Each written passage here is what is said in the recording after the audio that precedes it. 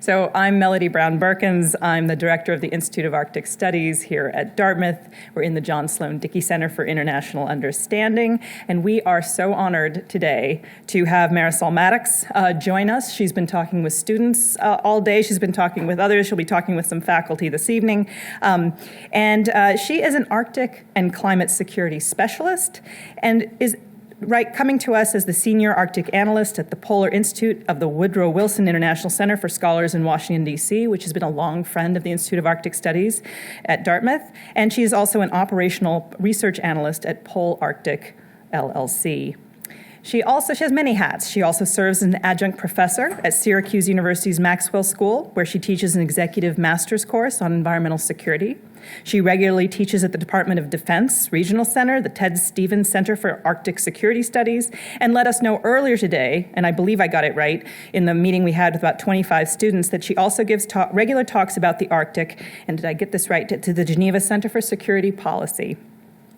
She also serves as a non-resident fellow at the Center for Climate and Security, a term member of the Council of Foreign Relations, and a core expert on the Arctic and hybrid threats for the European Center of Excellence for Countering Hybrid Threats. Her research, what we're about to hear today, is about as timely and as important as any topic today in the Arctic and for the world. It is what is happening at the intersection of climate change, environmental change, security, and geopolitics. All of these issues are somewhat new in our new world, disruptive, rapidly changing, and we're heading into unprecedented territory, most and maybe first of all in the Arctic. And she and I have talked quite a lot about a well-known phrase is what happens in the Arctic doesn't stay in the Arctic. So the challenges you'll hear her talk about, what we all face, and the solutions we all hope to co-create with the peoples of the Arctic have an opportunity to be models not just for Arctic regions, but for the world. Marisol is particularly interested in how the growing presence of actorless threats, climate change and biodiversity loss, interplay with traditional security challenges and the strategic thinking that our homeland security, our defense leadership is putting into the future of our planet. She's contributed her expertise as a member of the Newport Arctic Scholars Initiative at the U.S. Naval War College. She's co-led an international climate working group at Foreign Policy for America's Next Gen Initiative. She publishes and speaks on Arctic security and geopolitics. It's where I first heard of her and started following her and fangirling her on social media. She remembers it, liking everything she did. And her commentary has been featured in the New York Times, the LA Times, Arctic Today, Business Insider, Science, and the Bulletin of Atomic Scientists, among many other outlets. She holds an MA, Master's of Arts in International Security with a concentration in transnational challenges from George Mason University Schar School, and she holds a BA in Environmental Studies with concentration in ecosystems from Binghamton University. She's going to talk to us today about Arctic security and the urgency of understanding actorless threats, a talk on climate and environmental change as a threat multiplier in the global security arena. And with no further ado, I want to welcome Marisol to the stage. Thank you so much.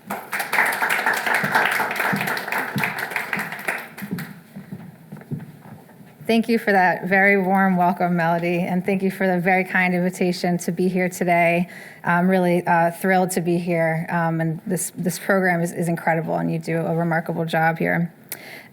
So I'll start off with an overview of the changes in the Arctic threat landscape, both conventional and then the non-traditional, and then get into why it's important to parse actor-based threats from the actorless threats that we're facing. So let me start off with one of the recent catalysts for a change in the security conversation in the Arctic, which is Russia's full-scale invasion of Ukraine.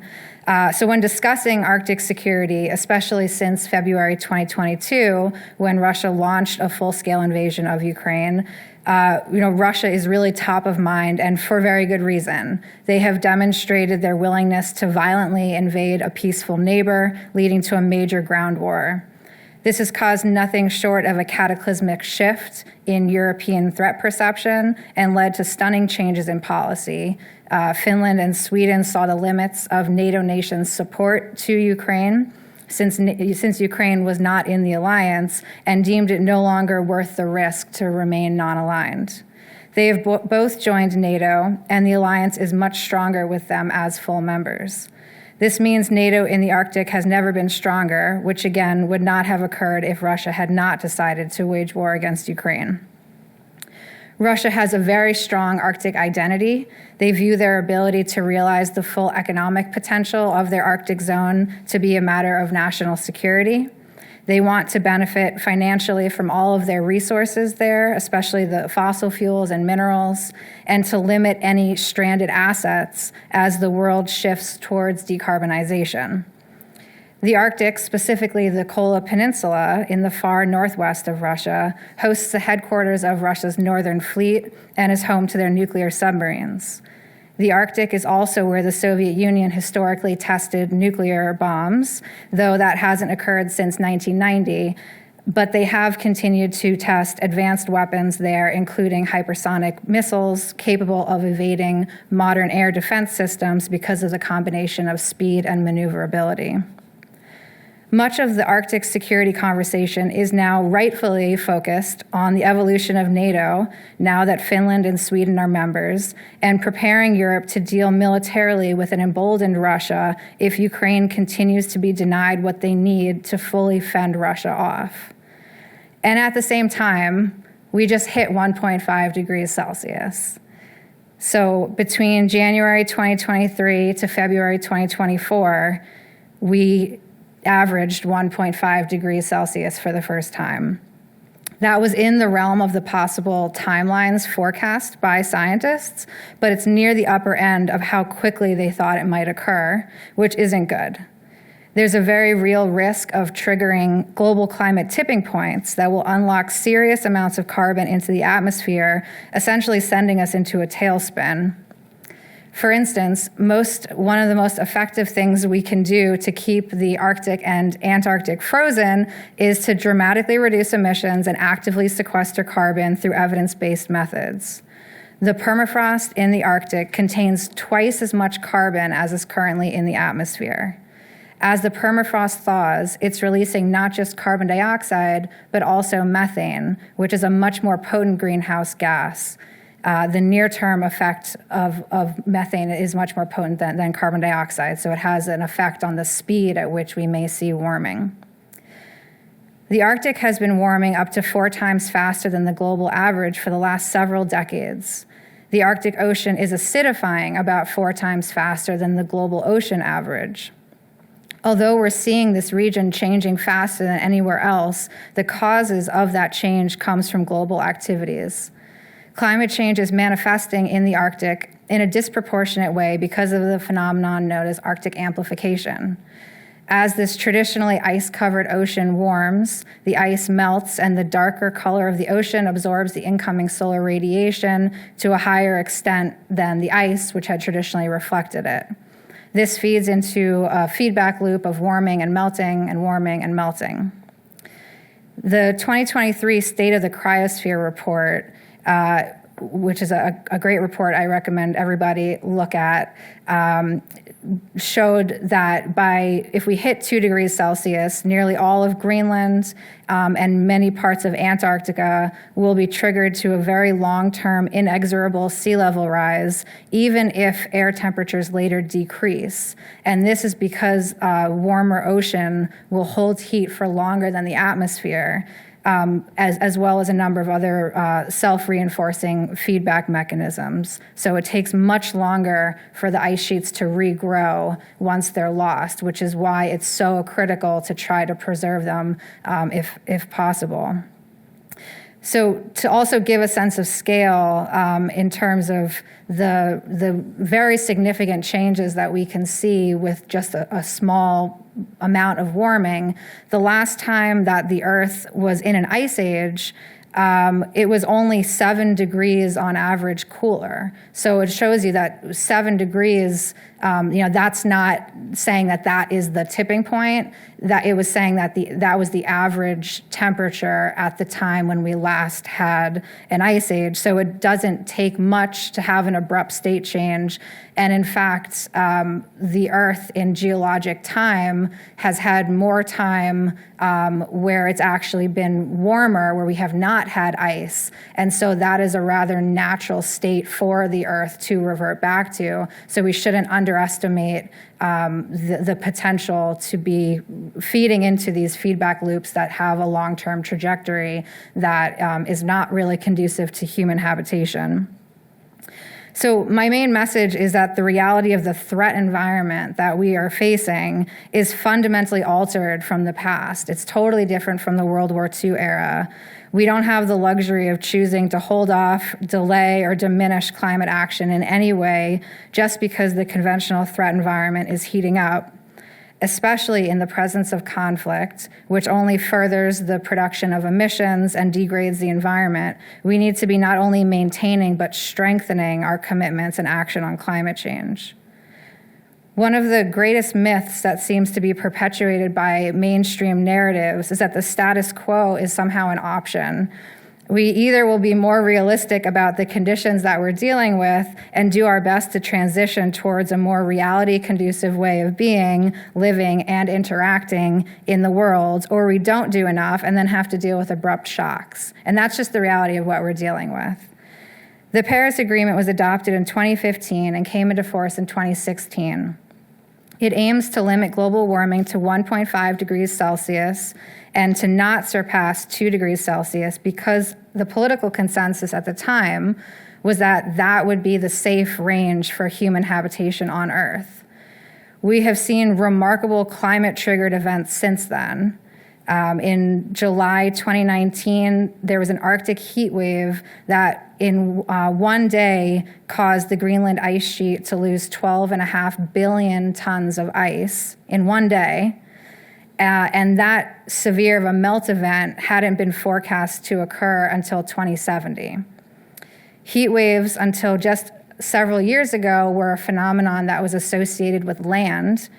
But now marine heat waves are a fairly common occurrence. A marine heat wave off the coast of Alaska was determined to be responsible for the deaths of 10 billion snow crabs, billion with a B.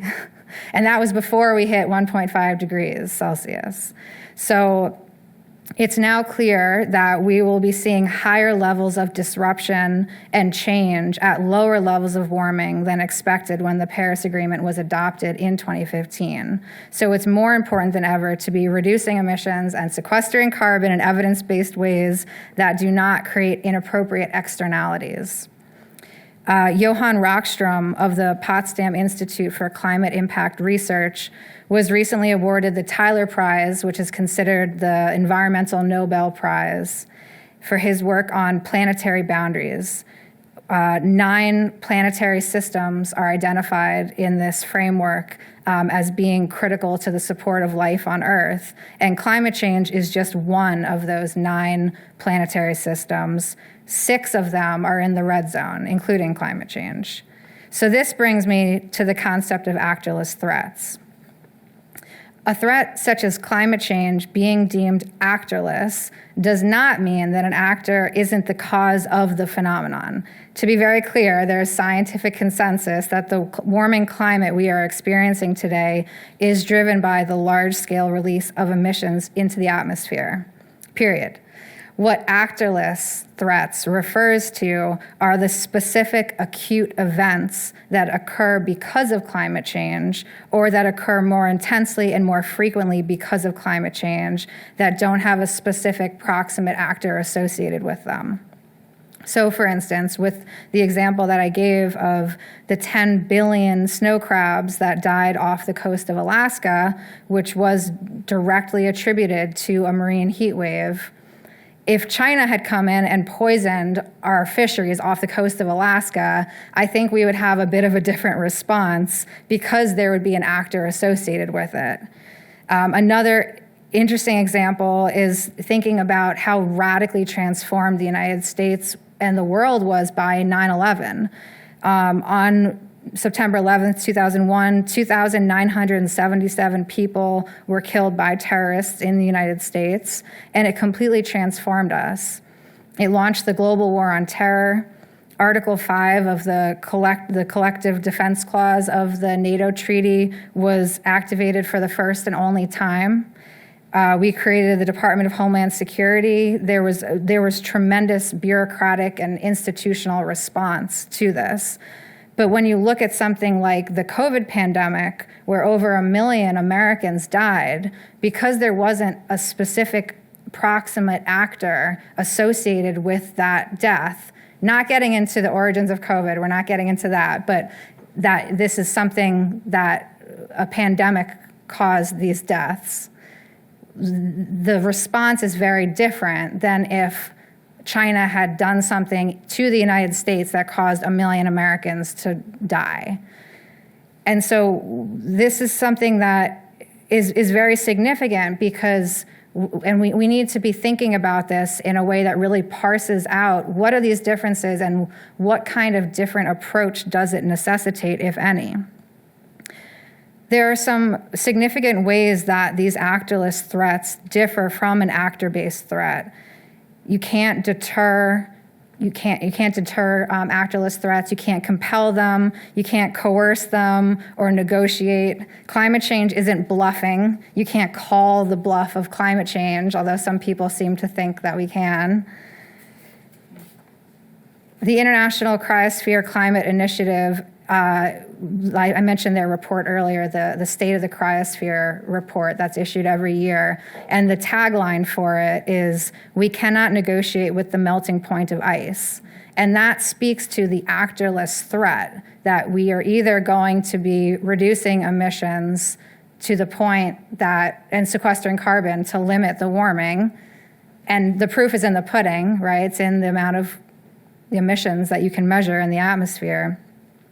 Or we're not. And it's not something you can't check a box or pay somebody off and say, okay, we did it. So it's important to understand the actorless nature of this threat also, because it's not, Mother Nature being pissed at us and seeking vengeance. The warming climate is a natural result of releasing emissions into the atmosphere. So fighting climate change, that concept doesn't actually make sense because it kind of misses the point of why the climate is changing in the first place, which is essentially a relationship that is a dominant relationship that is out of sync with the reality of the world. And this is where it is very crucial to be learning from the indigenous peoples around the world who have been able to live in one place for very long periods of time, because they understand what it means to live in a way that is conducive to longevity, which is the essential lesson that we need to learn and we need to incorporate on a large scale into our thinking and our identification of the problems that we then try to solve for. So instead of trying to fight climate change, we need to understand why the changes are occurring, and then work within that framework to shift things in a positive direction that is conducive to longevity. So over the next couple decades, no matter what, even if we cut emissions completely today, we have a certain amount of warming that is baked in, and that means we have a certain amount of uncertainty that we can depend upon. So we can rely on this, knowing that we'll be seeing certain levels of disruption and to essentially expect the unexpected. But we can prepare for that, and there are certain qualities. There's two qualities that I think are especially important to be cultivating for an era of known disruption, and that is agility and adaptability. We need to be anticipating that we will be seeing phenomena that we have not seen before because we're dealing with complex, dynamic, interactive systems that are behaving and interacting in new ways. So they will be producing phenomena that we haven't seen before. And we need to have the institutional agility and the transdisciplinary partnerships developed to be able to go to the right connection of people to be able to deal with what we're seeing in real time. And this is something that we need from the level of multinational institutions and bureaucracies all the way to the interagency, and then even at the community level for local resilience.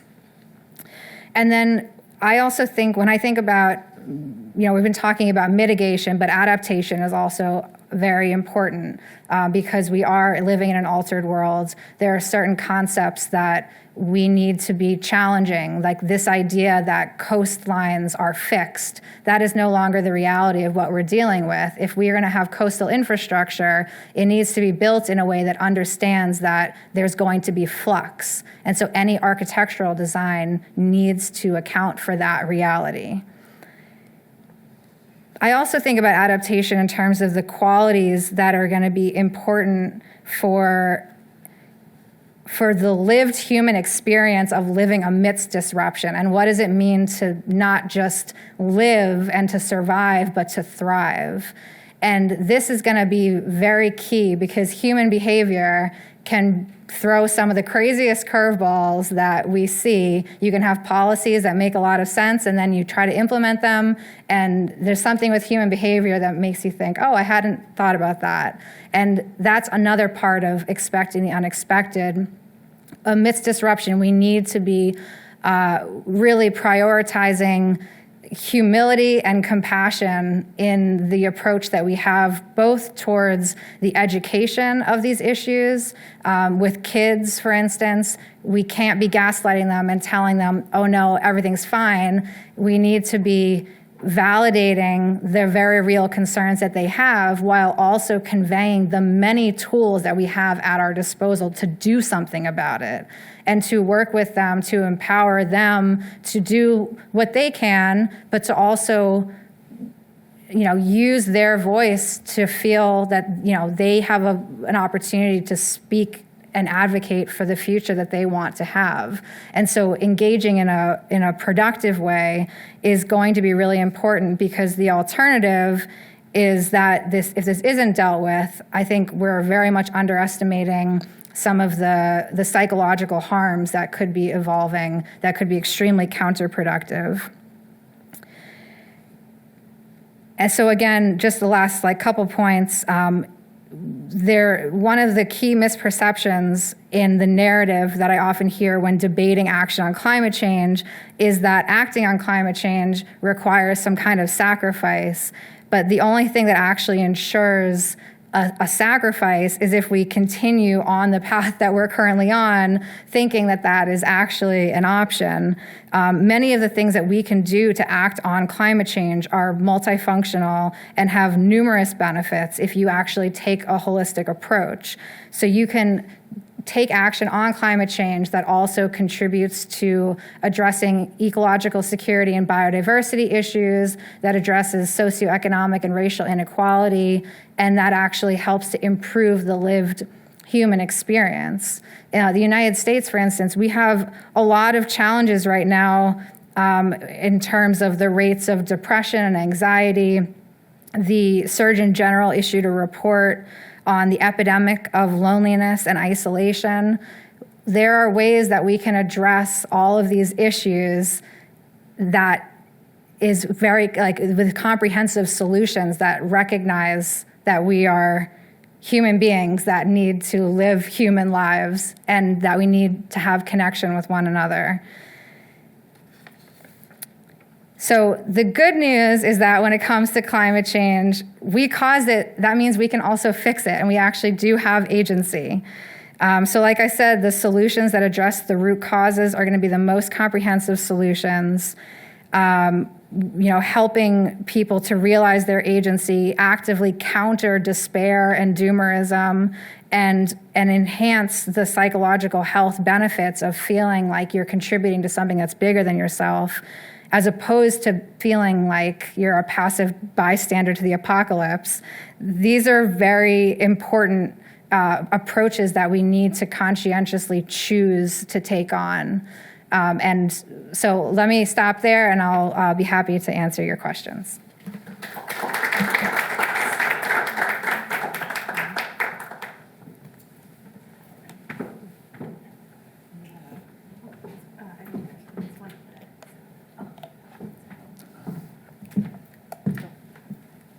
Thank you, Marisol. Oh, I think I get to, can I use this one?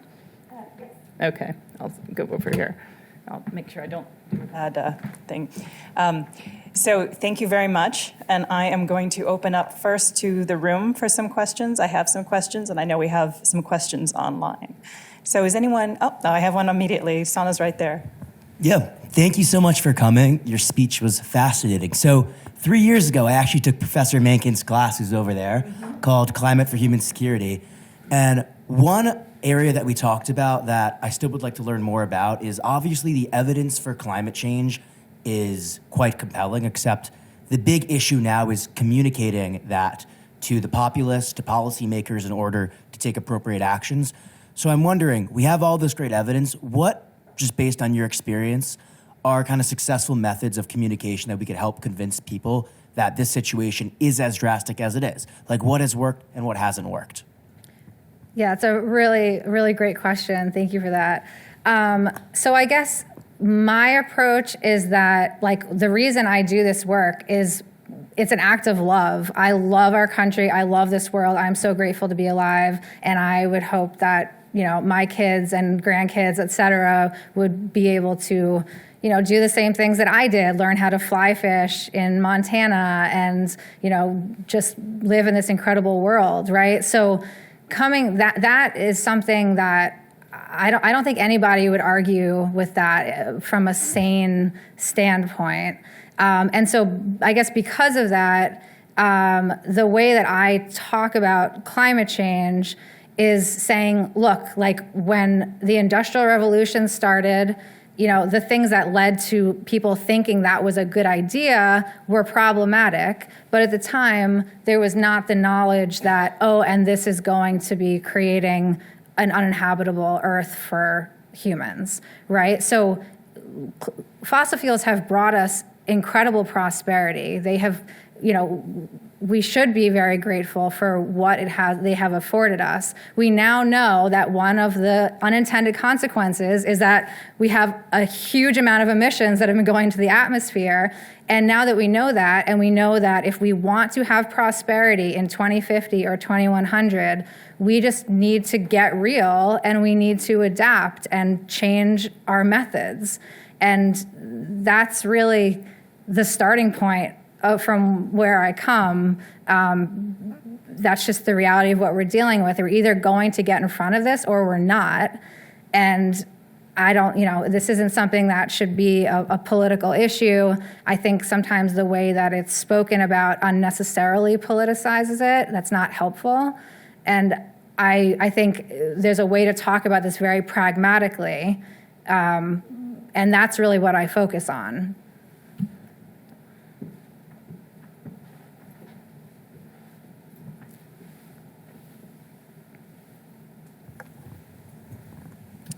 Thanks. Good to see you, Adam. Hi, Marisol. I'm Justin. I guess I think it's pretty clear we're moving into pretty novel climate territory, and I'm wondering the extent to which that sets the stage for our moving into novel geopolitical territory and what that looks like, if you could talk about that. Oh man, yeah, that could be a whole separate lecture, and I wish I could have taken your class. So yes, one of the things that I am studying right now is that the intersection of greater levels of disruption with opportunities for our adversaries in the cognitive domain. So like with targeted information operations, especially, you know, anticipating that, you know, the Global Trends 2040 report that came out from the intelligence community has identified contestation as like the real challenge that we're dealing with, essentially that governments will be tasked with too much to deal with the current capacity, and that that this is something that the status quo is just woefully insufficient to deal with it, which is why I also advocate for not just the top-down approach, but also bottom-up, because we need to be empowering communities to be a part of these solutions and to be building their local resilience. If you can just have one less community that needs disaster support from FEMA after a serious event, FEMA is going to appreciate that, right? So I would say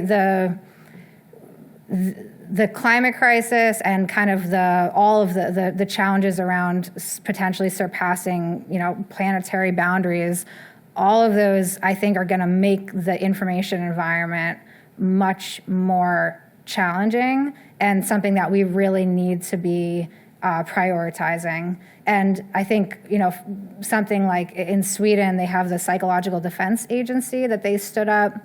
And that was largely in response to Russia and the targeted information operations that their population was experiencing. But I think something like that could, potentially be scaled up and kind of scaled up and out to be also understanding, narratives around climate-linked disasters or disruptions.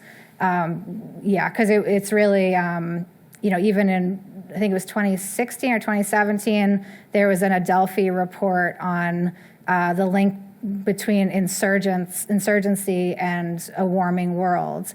And they gave some examples of where certain non-state armed groups would purposefully target infrastructure they knew the government didn't have the ability to quickly repair, so as to decrease the perception of government as being legitimate by that population, and then coming in and providing the services. So things like that, if you can anticipate it, you can kind of try to reorient certain priorities, right?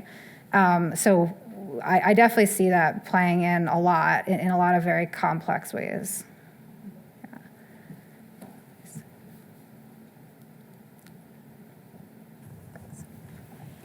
I'd love to dig a little deeper in that if I could. You mentioned the element of viewing coastlines as movable in many ways, and there's the socialized idea of whatever boundaries might be. There's also intrinsic wealth incorporated in those. And how do you suggest we mitigate the ability of some people who have higher resources and can go ahead and shore up both physical and mental boundaries there and can recreate without help of FEMA, et cetera? What's a practical solution, either the socializing of it or locally or globally? I'd love to hear about that. Yeah, that's a really, really great question. So this is where obviously, first of all, our national flood insurance program is a complete nightmare. And we've been seeing abrupt changes in policy from the insurance and reinsurance industries. And I think those are going to be like the splash of cold water on kind of the calculus that people do when they think, oh, should I rebuild here? Or, should I buy a house here? I know I've talked to people in Colorado who say that their house, they wouldn't be able to get fire insurance for that house anymore. And we're seeing, obviously, these very, abrupt denials of certain types of coverage or the premiums skyrocketing, right? So ideally, we really would be more proactively working with the insurance and reinsurance industries to understand, to be able to forecast some of those better in terms of where those effects are going to be occurring.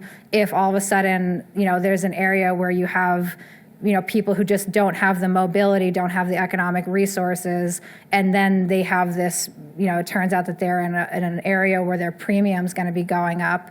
Ideally, that's where, if you were taking like a kind of, justice-informed approach, you'd be identifying this and working to mitigate the risk for those people so they're not bearing the brunt of the burden, which is kind of the direction that we're going, is that they are and will be. And again, this kind of gets back to, institutional capacity and kind of unnecessary politicization of some of these issues. There are certain things that are changing, like there are, I think, 3 states that currently require disclosure if a property has flooded, and it's Florida, South Carolina, and I'm forgetting the third one. But it's interesting that that's something that is information that ideally would be conveyed to everybody in every state, so that you can have an informed approach.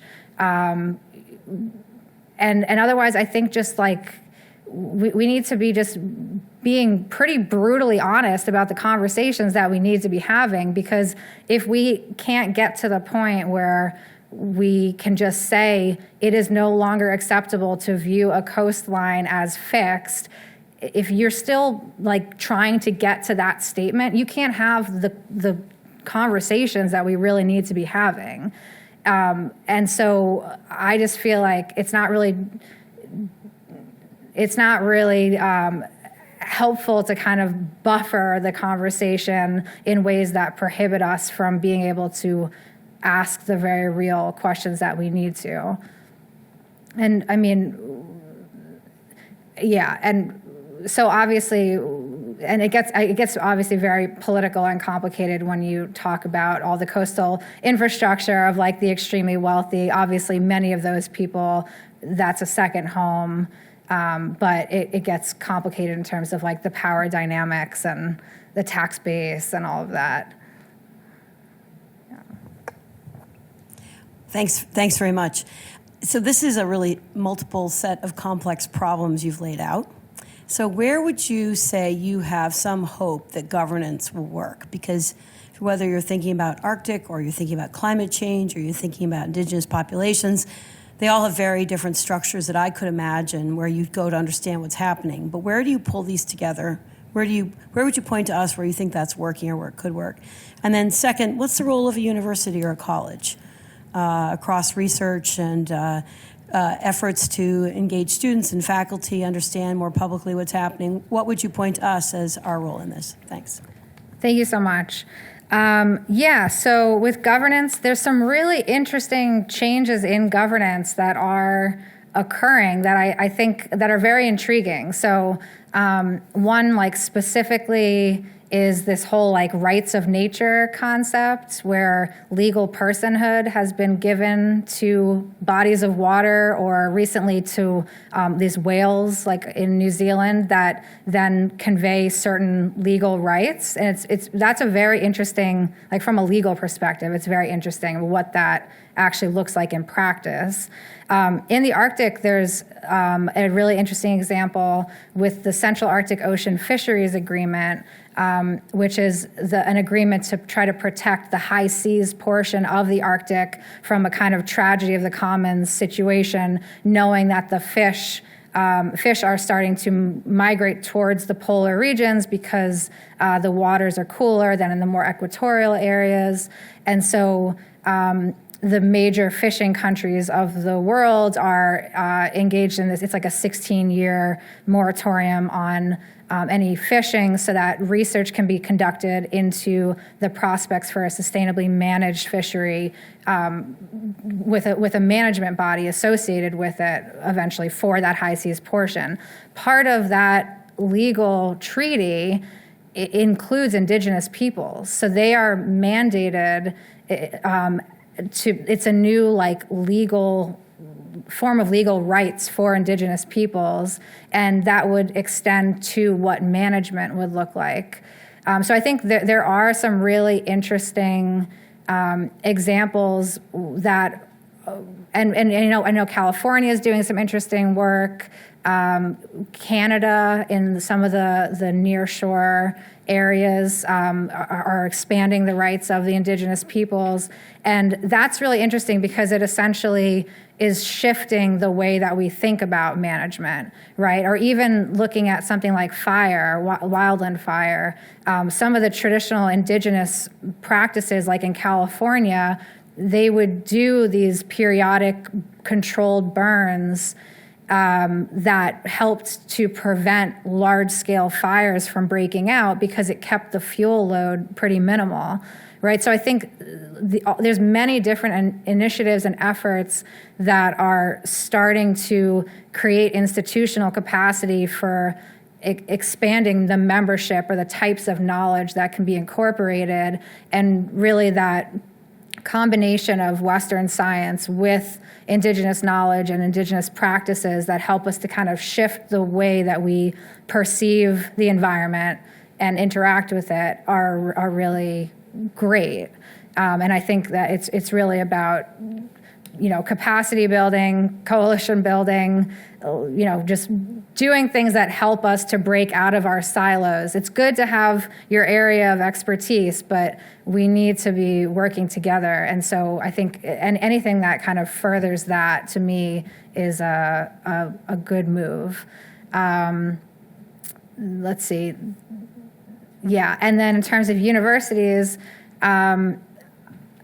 honestly, I do not envy universities right now, because if you want to be preparing kids for their careers, it's not an easy task, because they are living in a world that is different, totally different from the worlds when even I was in undergrad.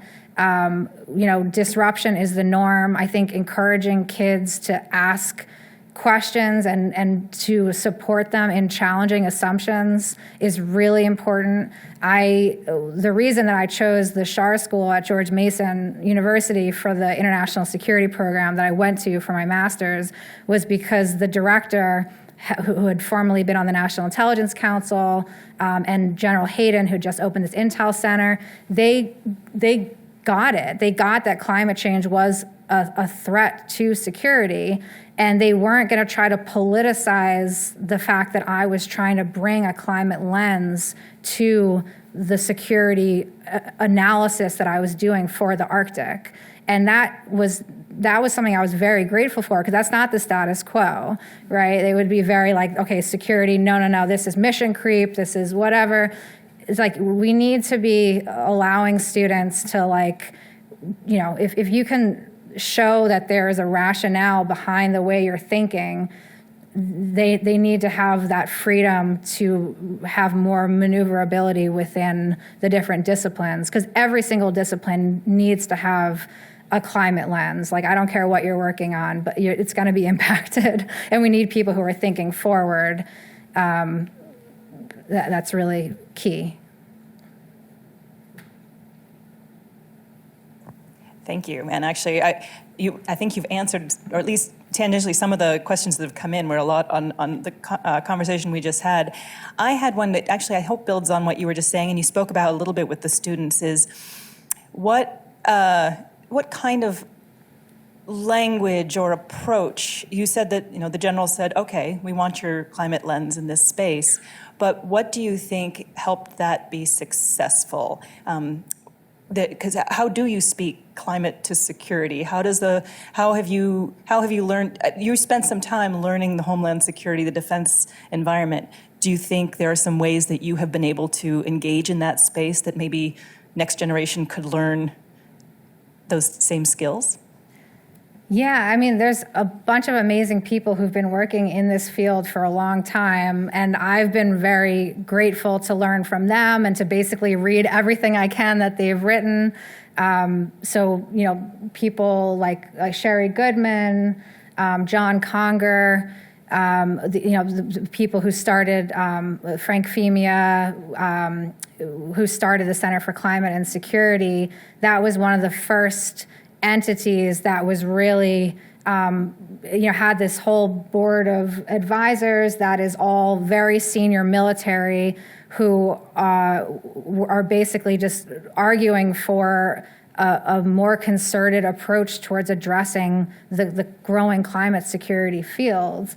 And so that work was really important for laying the foundation for, people like me, I went to DC like 7 years ago looking at graduate programs and wanting to find a way to kind of bring together the different subject matters that I've been studying, for the last 10 years to be able to do that. So I think there's also now the field is more advanced. So we have some really great frameworks, right? So even climate change as a security threat, people might say, oh, what does that even mean?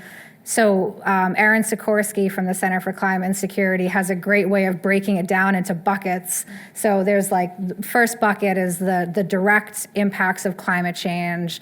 The second would be the ways that militaries are affected by climate change. So it could be everything from greater need for defense support for civil authorities, because militaries around the world tend to be partners of choice in being able to respond to serious environmental disasters. But it could also be things like, we have more red flag days out, in Camp Pendleton in California, and so we can't do the training that we wanted to do, right?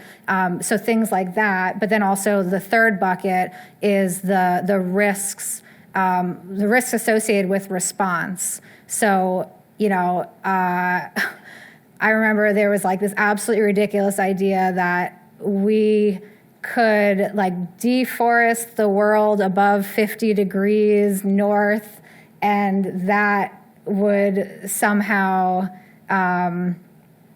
contribute to some type of it was some kind of geoengineering idea. And it's okay, so that's clearly a terrible idea, but the risks associated with response, it could be something the unilateral deployment of some type of geoengineering technology, like ocean iron fertilization, a massive dump of it, where you're we're just going to see if, there's those risks. So I think those frameworks like that help to kind of think through the different ways that climate change manifests as a security threat and how it intersects with other factors to enhance instability or exacerbate fragility.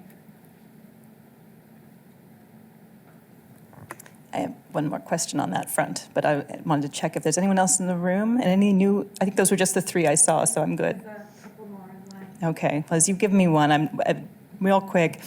Do you see, in terms of these addressing the buckets and addressing especially since I think the Arctic is right now a theater where people are trying to address it, where do you see, this may go to what Tori was asking too, where do you see, is there any nation or group that seems to be understanding this holistically, and with this comprehension of sort of how we approach these threats?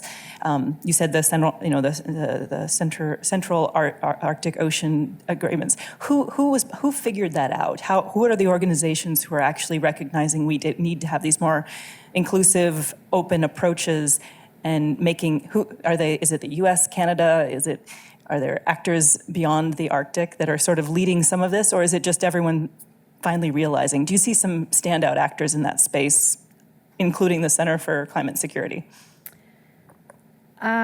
So for talking about the Arctic, obviously the Arctic Council,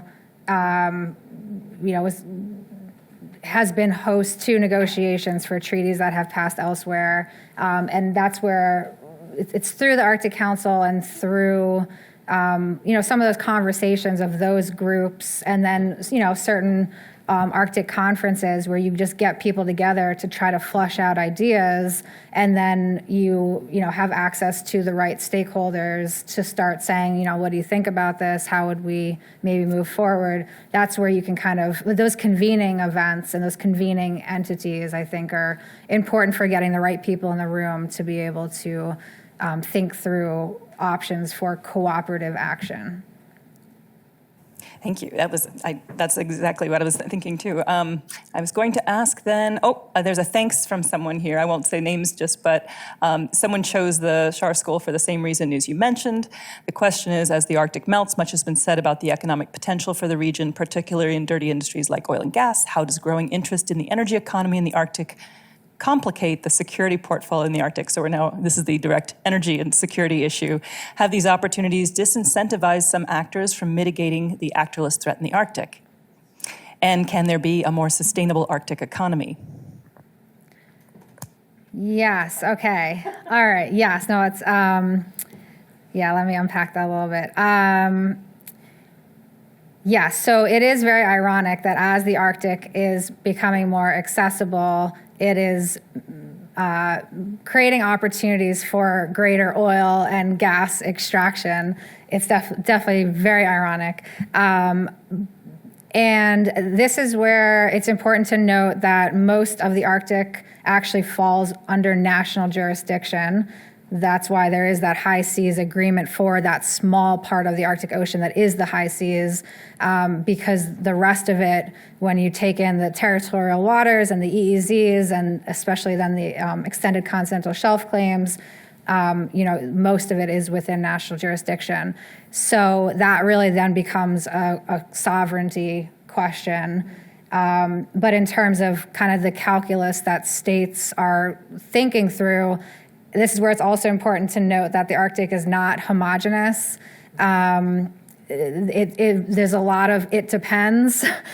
So, for instance, Norway right now, Norway is a relatively small country that has the power and the capital of a much larger country because of their extensive fossil fuel resources. And especially, after February 2022, with Europe trying to get off of Russian energy, Norwegian energy has been absolutely crucial for keeping the heat on for Europe over the winter. And this is where it's not good that we have global warming, but we've had a fairly mild winter, and that is good for Europe in terms of not having, in the very short term, in terms of not having a lot of pressure from people. If you have very high energy prices and then a really cold winter, that could result in a lot more political pressure and make things more complicated. So right now, this is like what I'm saying, where I'm like, we have to be able to do it all, because yes, in the near term, like, Europeans need to keep the lights on. If that means Norway needs to pump more energy right now, more oil, more gas, then that's what we have to do. I think, we should be having a high level of integrity in seeing if there are other alternatives and how quickly we can transition, and we should be really prioritizing those conversations. But, we have to work with the reality that we're dealing with. And it's kind of the same thing with Russia. We need to be arming Ukraine so that they beat Russia.